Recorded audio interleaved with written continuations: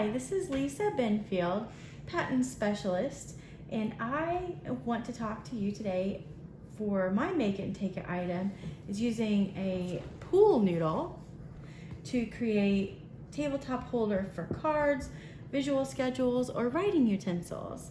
So what we will need, we'll need obviously a pool noodle, or however many you want to make. I also put on the list a duct tape or non-slip tape for edges if you want to use a marker so that you can mark the lines for making cuts. Use a serrated knife or a box cutter, which I'm actually today using this paring knife and it works very well. And some scissors for the tape if you so desire to finish the edges, and then sharpened pencils or pens. Some cards if you're going to make the card holder, or some visual schedule items if you're going to make that. So we're going to go ahead and get started. First thing you do is you measure the length that you would like the visual schedule. So if I'm going to make a card holder, for example, I'm going to want to be able to hold multiple cards in a hand. So I'm just going to cut. It's my first cut. Then I'm going to actually cut this in half very carefully, and the whole time trying to maintain right down the middle. Now you could use a ruler so that you make it exact, and I'm going to do the same thing on the other side. If I had a larger knife, I could cut through both sides at the same time, but this is the way that I'm most steady. So here I have my two halves. So I'm going to mark down the middle of one of these pool noodles. I'm just using a notepad as my guide. And again, you could use a ruler, but in our household, rulers are a hot commodity apparently. I don't know about any of you. So I'm going to mark here. I'm going to leave enough room on either end. I could extend it a little bit, or I could shorten it. I just want to make sure that I leave plenty of space so that we don't run through the end of the pool noodle. So as you can see, the pool noodle is maybe like a ½ inch thick. You can do one of two things. You can go right to it and not run through it, which is typically what I like to do, especially for cards. But quite honestly, I many times have ran through it. So there you can see the gap that I've made in the pool noodle.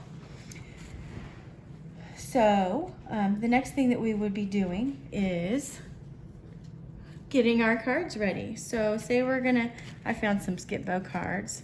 I have a student with limited mobility, limited dexterity, and it's hard to hold cards. They can hold their whole hand, which I only have 7 cards right here, but they can hold their whole hand right in front of them, keeping it from the person that they're watching across the table. So that's one thing you can do with this.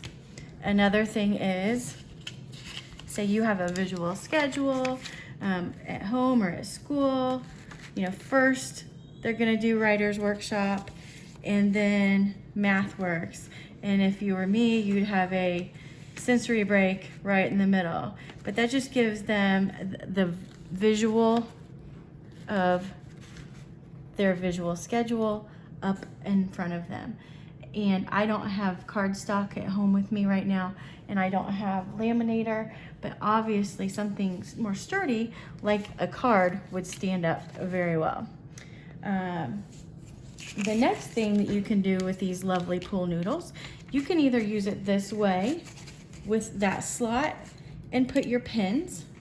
For our students with limited mobility, say I don't have a lot of shoulder flexion and I can't extend my arm out very far, I would be able to have my pens, my pencils, my colored pencils, anything right available next to me.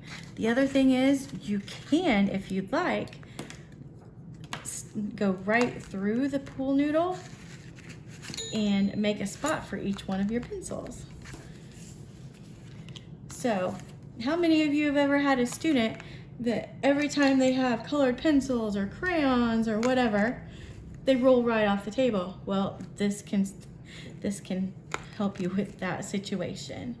So these are just a couple of ideas for you. And like I said, you can go the whole way through if you'd like, but what's nice is you could finish this edge with maybe some foam or some Dyson, and then it wouldn't slip on their desk. So you can make it even a little bit better. So that's basically all that I wanted to show you today. So thank you so much for joining me, and can't wait to see all of you at our Patton's Ed Camp.